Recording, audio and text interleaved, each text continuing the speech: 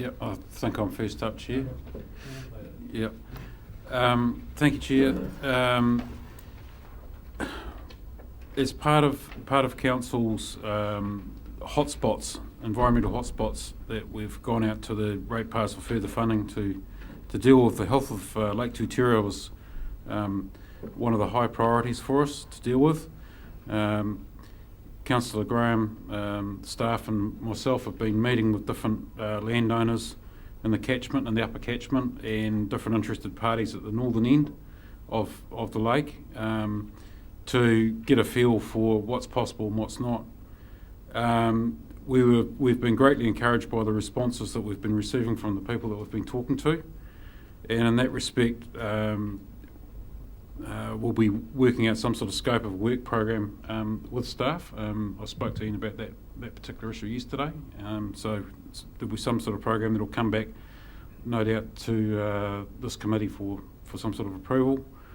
And the first step in that will be some sort of workshop with the wider community up around the lake to ensure that we have some sort of program going forward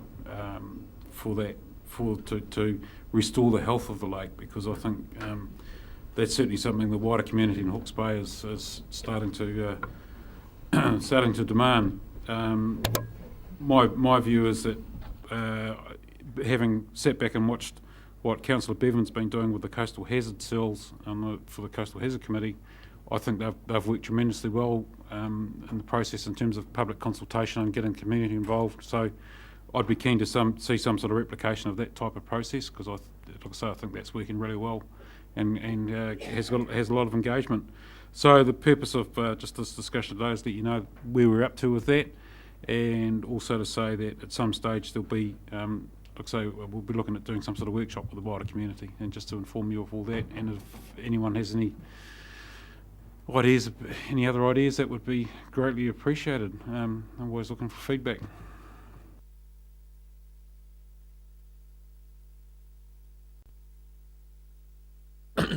Yeah, I do.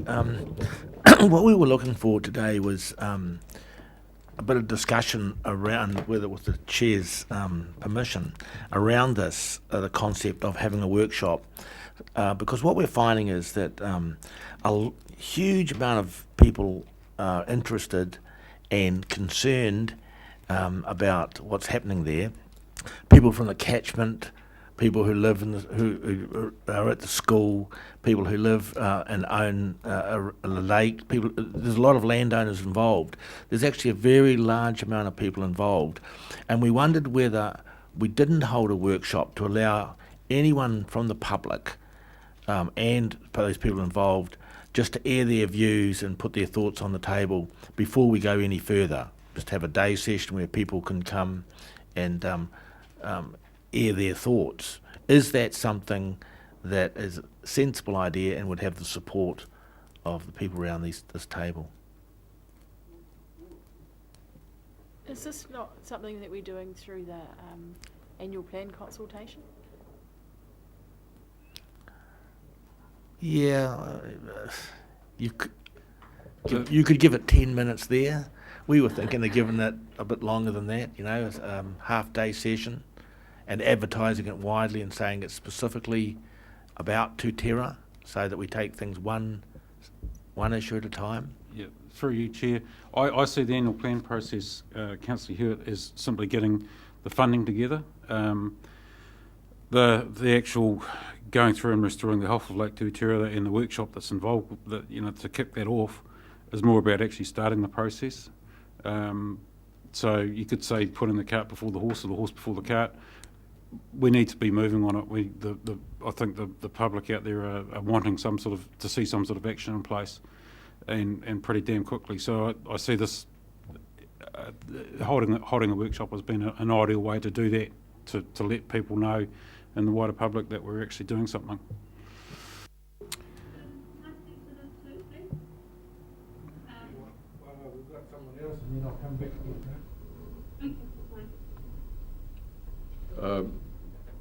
I would just note that a week or so ago we got a very strongly supportive letter about this process that the two councillors have been leading from a key farmer stakeholder in that area who was strongly, I thought, pledged his support to moving this whole process forward, recognizing what some of his contribution has been to that issue in the past. And I put the letter online, and it's already gotten over 600 reads. So there's clearly a public interest in what is going on, because people see the newspaper headlines, which regularly remind us of the problem, and doesn't say a whole lot about what is going on behind the scenes to try to get our arms around it. And if we are going to, as has been alluded to here, we've put this forward as one of the drivers of a significant rate increase for the council. And so I would see a workshop like this helping to lay the groundwork for why that is in fact, reasonable proposition to have in front of the public, and help educate them over the level of effort that it's going to require, and the multifaceted nature of that effort that's going to be required over time. So I think it'd be very wise and politically astute, if nothing else, to have the workshop that's being recommended here.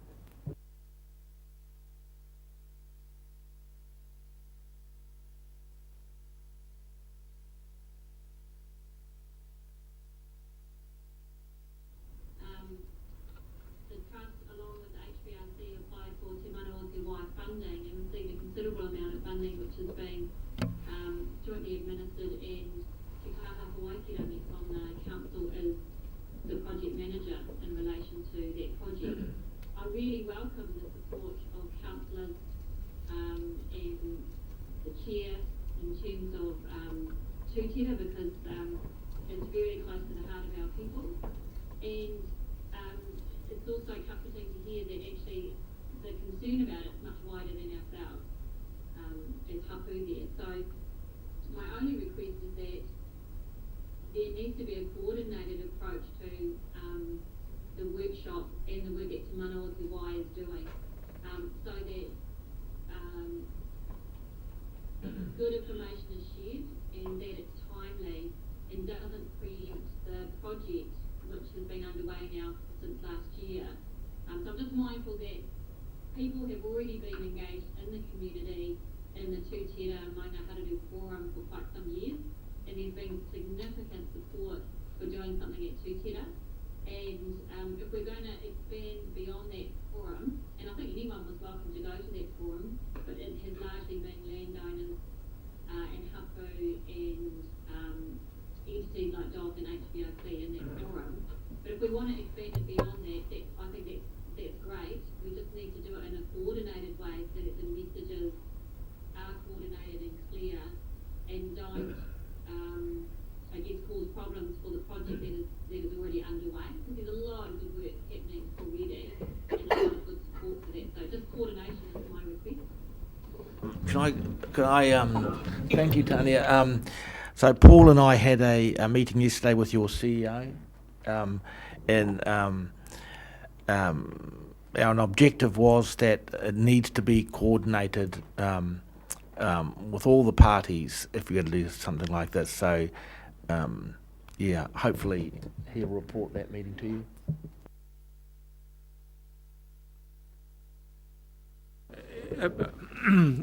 Tom has given some very strong adjectives to this about wise, commendable, etc., and all of that. I can't disagree with him. The only thing is, I feel like I'd like to agree with this, but I just don't see enough detail at the moment. You with me? I wonder what the promoters of this discussion are seeking from us, Joe. Feels good, looks good, but I'd like to know, if you want me to say yes to it, well, where's it being held, who's doing it, how's it coordinated with other things. I'd just like to make sure the details all fits together. It's an idea. Do I support the idea? Yes, I do. I'd just like to see some more details. That's what I like to do. Councillor, it is just an idea at the moment for discussion here, and so we haven't done anything beyond bringing it to the table. We talked to Mangaharu yesterday. and we're bringing it to councillors and other treaty claimant groups today just to get their thoughts and views on it. So it is just an idea. So if you support the idea, that's great. Mr. Chair? Yeah, in supporting that, just an idea, can I just inform the tangata whenua delegates as well, the council have put 6 so-called main spots, for their focus. And if indeed this is the idea to go and talk to the Tūtira and the Tangitu people, can I suggest that you do the same thing for the other 5? I was speaking to, met with the new chairman of the Whakaki Lake, and he had no idea that they were going to be the recipients of millions of dollars, through the council.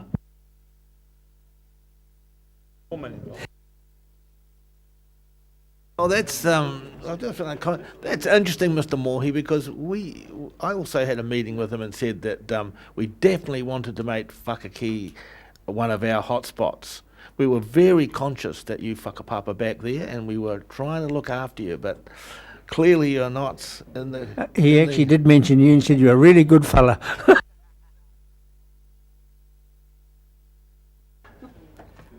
Just from my point of view, I do support this. I think it's great for the community to bring us together, Māori and stakeholders, and to see the good work that's happening out there. And just with Whakaki, they've been very well informed, Mike, of this happening. So, because I've been working in the space for the last 8 months with them, so they know it was coming. So, and with all the group managers and James leading that, thank you. And they're right behind and supporting the kaupapa and the annual plan. And I think if we can make this a great one for Tūtira, there's a lot of people out there that care about what's happened there. And if we can make a good showcase around the community widely and this value, I think this could start off a great view around how we look after our environment right through every plan change. So kia ora.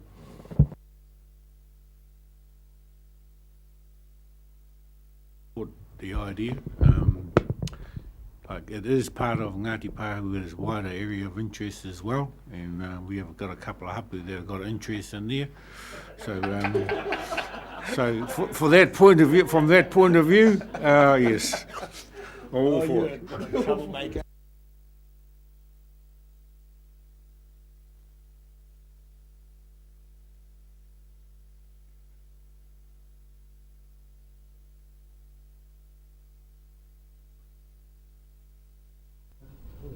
Thank you, Chair. And look, once I've sat down with staff with some sort of formal work program, we'll certainly be coming back so that we have got an actual plan and work scope in front of us. Mr. Chairman, when you're talking about a work plan, you've got to be a little bit careful that you don't put the cart before the horse. I mean, we've got to adopt an annual plan for there to be any money in any case. Absolutely. I think the other thing too is that there is a wide area of Support from the community, and there are lots of community and business organisations that I believe private sector money would be more than welcome, and there's a lot of it out there. So, move on to the next matter, which is Mr. Belford, Fish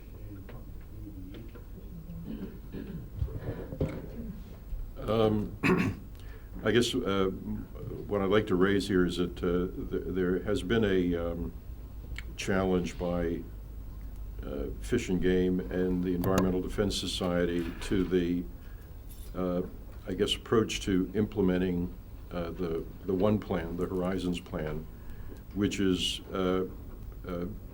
very centered on the use of farm plans as the key instrument for effectuating the improvements in water quality that they're seeking there. We also, and I guess I'm raising this because I'd like this committee to have a good understanding of of how this approach is so central to what we're trying to do in Plan Change 6 and in the tank situation as well, that I guess I'm really suggesting that at some point, when the staff has had an opportunity to digest this decision, that we are made fully aware of how it does affect our approach going forward here. Basically, what these groups did was say that the plans being produced to implement the Horizons plan were not they're being consented and approved in a manner, or they were lacking content, I should say, that would actually get the job done at the end of the day.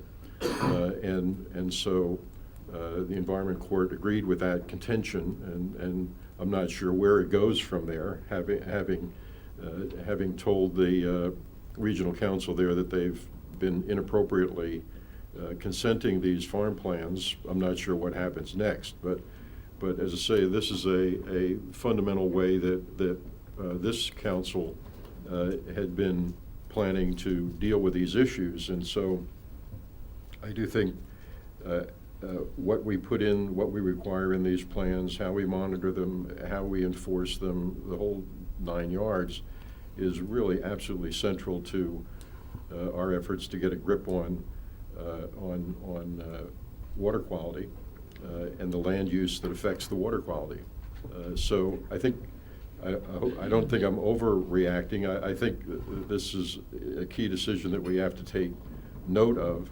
I think it's quite entirely possible that the same parties would ultimately take the same look at this council and how it is approaching its implementation of farm planning in Plan Change 6 for starters, and certainly anything we do beyond that with other plan changes. So I don't think this will be a isolated episode. I think they feel they've made a significant point here about this, and other regional councils would be wise to take note of their determination about this. So as I said, this is just a recent development.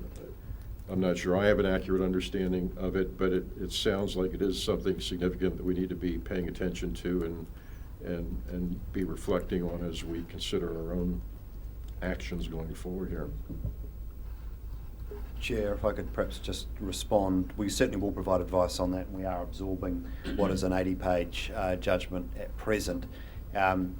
Just a very quick initial reaction is that one of the things that Horizons was failing to do in issuing consents that hung on these farm environment plans is that it was not requiring the plans to deliver the land use class leaching rates that had been set in the plan itself, and therefore it essentially was frustrating the plan through the issuance of the consents. The way that Horizons has been operating, and to be found wanting by the Environment Court, is not the way that we are administering Plan Change 6, and in fact the inverse is true. So the way in which our land management function, as I understand it, are presently implementing Plan Change 6 is requiring that the LUC leaching rates are met, and that the farm environment plan is consistent with meeting those. And obviously if under the plan, if people don't meet the LUC leaching rates, they then go first of all onto a restricted discretionary category, and then if it's more than a 30% exceedance, they go on to discretionary consent, or they're non-complying at that point, and a consent's required, and the consent will have conditions that will require them to take steps to meet over time. So we are taking a more stringent approach than Horizons have. On the first glance, it does look like the approach we're taking is consistent with the Environment Court's interpretation of what should occur, but we will absorb this more fully and come back. I mean, there are implications in here, such as the court has suggested that assessment of environmental effects are required as part of a resource consent. So in the Tuki catchment, when farms go on to resource consent as a consequence of the 0.8 DIN being exceeded, for example, in subcatchments, and consents are required, not only will a farm environment plan be required to be submitted, but also an assessment of environmental effects, which will be a more onerous and more expensive undertaking for farmers. So that is possibly something which we hadn't necessarily anticipated at this point in time. I'm not sure whether we've thought that far ahead yet, because the trigger dates yet are not in force under the plan. But all of this is cumulatively working towards more stringency around what can happen on farm, and more cost around the assessment of those effects, and more compliance activity. So if anything, this will make the costs of implementing Plan Change 6 in the Tuki catchment more than we may have previously considered, and that will have implications for us using similar approaches in other catchments. Just to add to that, so just to be clear, the land management staff aren't involved in consenting elements. It's the consents team that'll do that. And the way that our plan is structured it is quite different to the one plan, but has common elements around meeting land use capability leaching rates, but I would say is far more prescriptive around how that's to be delivered. But I think sensibly we will go away and consider this decision, as I'm sure the sector is generally, because it as a declaration it will have precedent for the country, and come back to you with some thoughts on what that means for us. Like I say, our process is a little more prescriptive and is different in as much that we have nutrient budgets which trigger the need for consents alongside water quality limits, and LUC being one of the key sort of elements that we consider, and then the farm plans are very much around delivery and implementation of not only reducing nitrogen loss, but a broader suite of factors, including phosphorus management, sediment control, all of those sorts of other elements as well. So the farm plan certainly has nitrogen as an element, but it's not just about managing nitrogen, it's about managing holistically a farm system.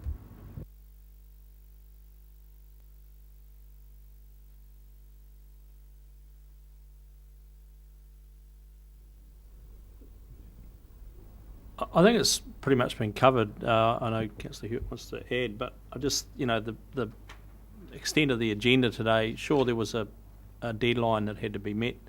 I'm just wondering whether some of these things, though, could perhaps be dealt with offline. We don't seem to do too much circulating information out of session, if you like. And also the tangata whenua hui the day before is a great place to thrash some of these things out. So, there was a request to meet every month. I'm just questioning whether we need to be rigid in that request. And I think, to be fair to Mr. Palmer, he did sort of address that earlier in the day, saying, there may not have been a meeting other than that deadline. But I'm just putting on the table, I've got no real firm view on it, other than it costs, 8 or 10 grand to run this committee for a day by the time everyone drives here and gets paid and all the rest of it. We don't have to do it. It's more money for the next meeting, if you know what I mean. So, but as I say, I'm just making an observation.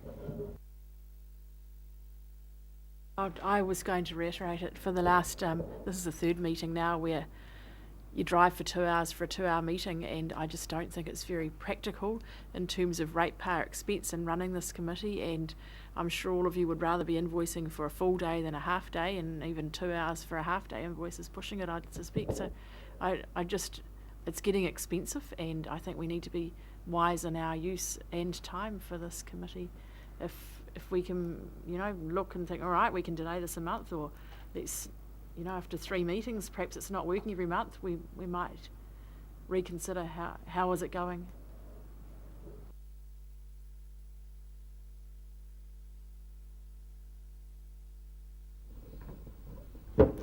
Just from a tangata whenua's point of view, we understand the view about it's taxpayers' money, but we get highlighted time and time again around that point. And I think it's, as tangata whenua members, you don't have to remind us all the time about that, we understand that. But I value that meeting before the hui for tangata whenua. It's been very valuable for us and our advisors, thanks to James, to having that technical experience, because we haven't had it, and we're entitled to that. And I think we're moving in the good steps moving forward with plan changes moving forward with that experience with ourselves, and it gives us time together to start working as a great team together as tangata whenua and sharing our views on a half-day hui, which is great for us because we all come from different entities and we share different views. But when we come around this table, we like to make sure we have a collective view as tangata whenua to make sure we make good decisions for the day. But I think it's valuable if we do need to reassess it. I think we do to have a full day. But at this point of time, I currently like this arrangement because the program moving forward is very heavy. And I actually feel for our staff members at this point of time and what they've gone through. But I think for tangata whenua's point of view, I like it as it is. Kia ora. I think you missed the point. It's very difficult to be driving 2 hours for a 2-hour meeting. I just can't personally justify it. I'd like to see more content in the agenda to get us here. It's no disrespect to what you're doing the day before. It's just, let's make our time valuable.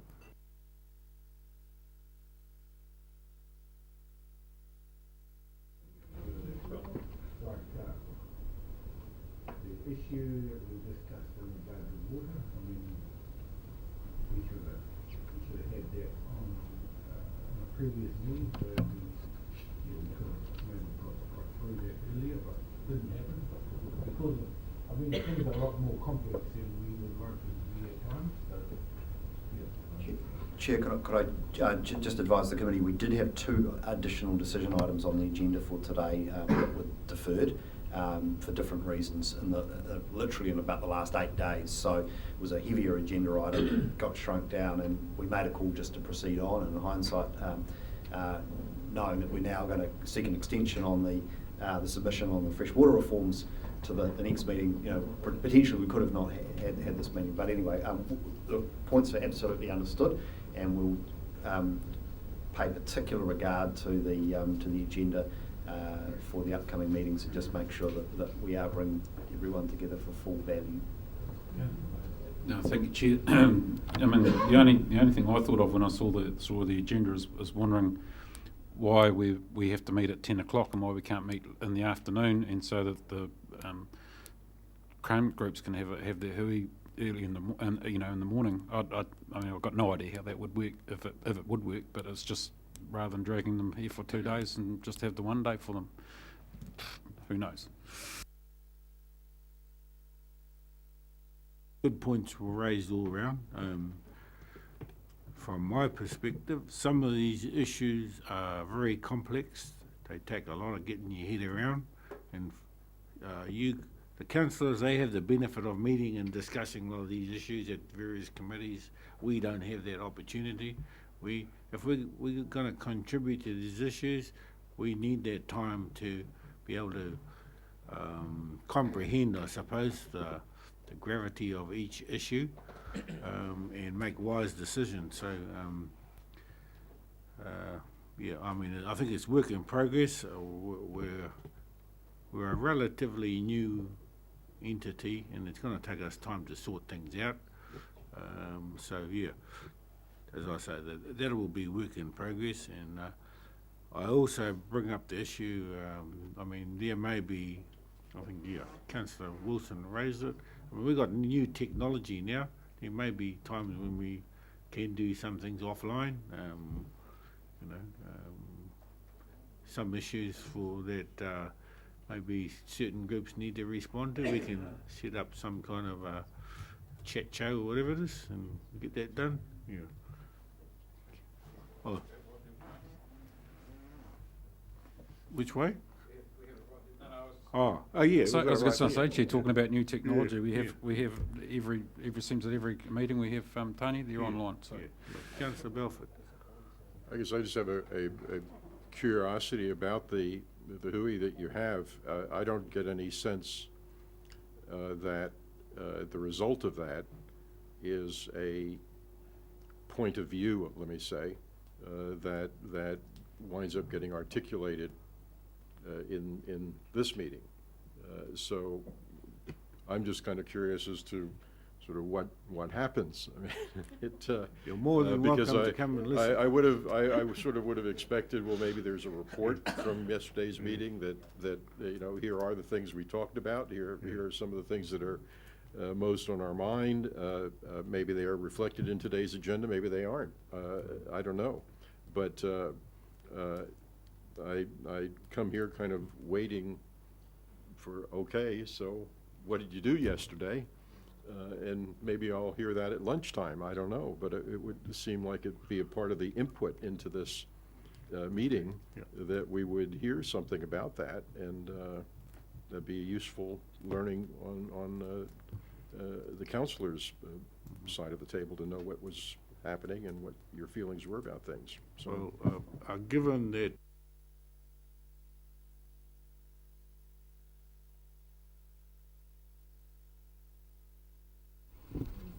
You've got one here, Mr. Chair, now stand by. Can I speak to that too? Sure. Sort of, Tom, as you know, we've got advisors, well, I assume the councillors know, we've got advisors now in terms of Billy Ross, who's in the room, I understand, I can't quite see him on screen, and also Ricky Allison, who provide technical assistance to us as kind of Federa to examine the papers that are put forward for the hearing. They receive them the same time we do, although we try to improve the ability of them to see what's coming a bit earlier so they can better advise us and answer our questions. So yesterday we discussed two items that I raised this morning, Martu raised in total, around the oil and gas and making sure that we are examining the 12 nautical mile limit as well in our assessment there. That was one. And then the other one was the discussion around the government reform on stormability. So those were two matters. We've also discussed the outstanding freshwater body review. As you know, we raised concerns about the approach, and we still have concerns and want to come up with ways to navigate around that so that we can get that back to the table for a fuller discussion. So those were the matters we discussed about yesterday, if that's of any help. I guess I'd just like to have a better feel for, were people standing on the table, you know, pounding their fists, or was this all pretty routine stuff, and you know, it's, you know, is it a lot of fuss about nothing, or are there, you know, is there some intensity of feeling? I don't feel any intensity other than from Toro, who is, you know, he's out to get the oil companies. I get that. That's about it. Well, as I said, one of the big issues was that outstanding water bodies thing, because I still can't get my head around why it doesn't seem logical that we look at things in that framework, you know. The people out there have got concerns about specific issues, and I would rather we address the issues that people have got concerns about, not trying to isolate something. Like, say, one of the examples they gave was that half of the Moaka River is outstanding and the other half isn't. I can't work that out. So, you know, and they've got the wrong half that's outstanding, you know. If I could, Chair, if I could just say something, you know, we're meeting once a month, and I really do understand the councillor from Central Hawke's Bay and councillor from Wairoa and some of the Tana Te Whenua members who have to travel so far. It's just really hard work. I mean, I find the 20-minute drive from Havelock North difficult enough without contemplating going all the way back to Wairoa. So I often think about Fenton and Allen and having to do that in particular. But, you know, these meetings here, they're very prescriptive. And it sometimes drives me crazy, you know, that they are so prescriptive. And if we only had half a day, I would really value a workshop where we can sit around and chew the fat and learn about each other, because it is a journey of learning. This whole thing about partnership, and even it's a cultural learning curve for me in particular anyway. and I know for some of my other colleagues around the table. And it would be really useful just to throw out the Mr. Chairman nonsense and just say, have a chat, a workshop on what we think about all these things. Like we get from Toro, he can't get outstanding. Well, I struggle too. I struggle that my stream is a drain.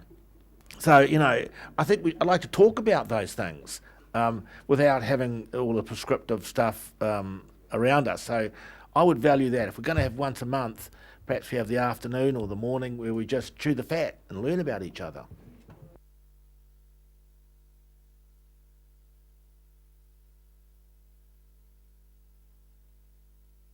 Too much talking going on here, maybe.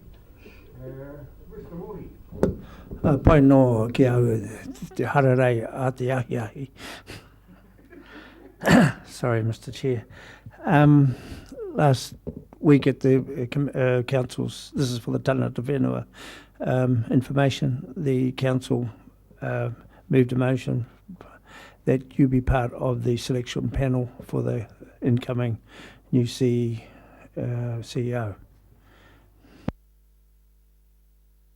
And secondly, the next Monday, Go to that, that was one of the items we talked about yesterday as well. And one of the things it's not enough just to be on the panel. We want to have a say in terms of what the KPIs may be in terms of the tangata whenua aspect. So hopefully, and the personal specifications. So hopefully that's going to be part of the process. I understand only Māoris may apply.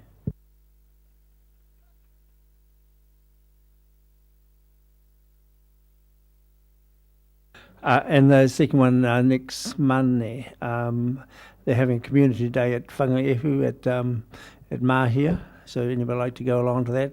They've been the recipients of national awards and outstanding project up there, funded in part by the council, Ngā Whena Rāhui, and a host of other agencies.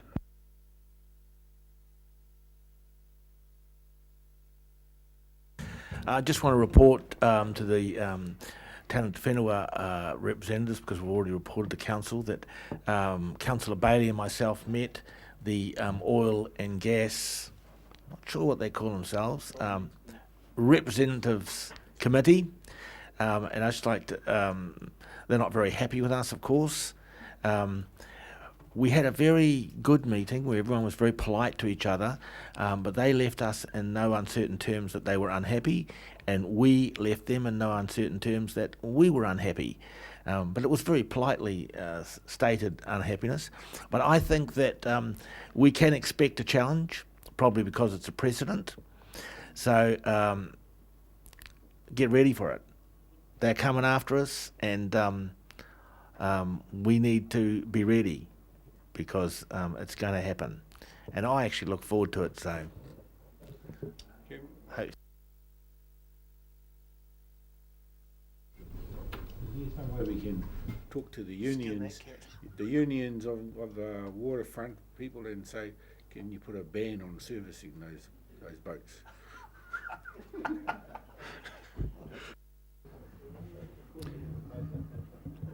Mr. Chairman, for all that, I hope that this committee and this council will make its decisions based on reason and science, and not pseudoscience, and not emotion, and not ideology.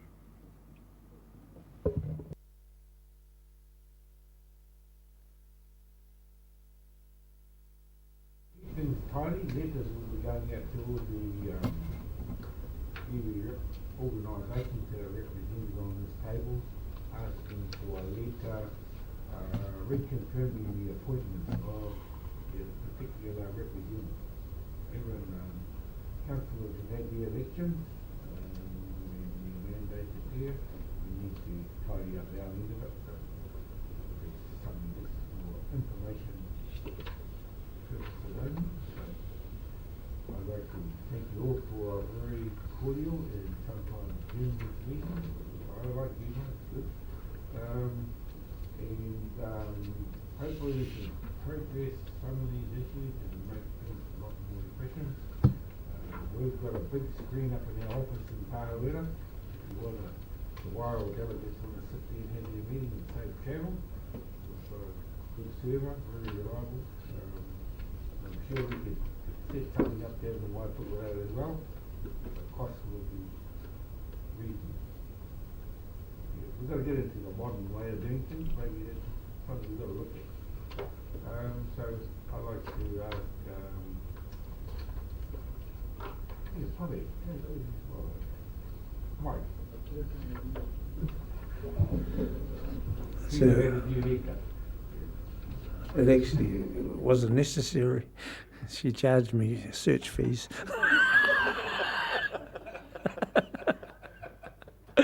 Okay, a whānau karakia, iho kāri mātou ki a koe I tēnei ahi ke mana ki te o mātou, hoki ke o mātou kaina. Ko te tūmanakatanga kau ka tiaki a mātou ki runga tāherena, hoki ngā te kaina. No reira I pā koe nei mea ka pātai ki runga te ingo e whakarati a ka mene.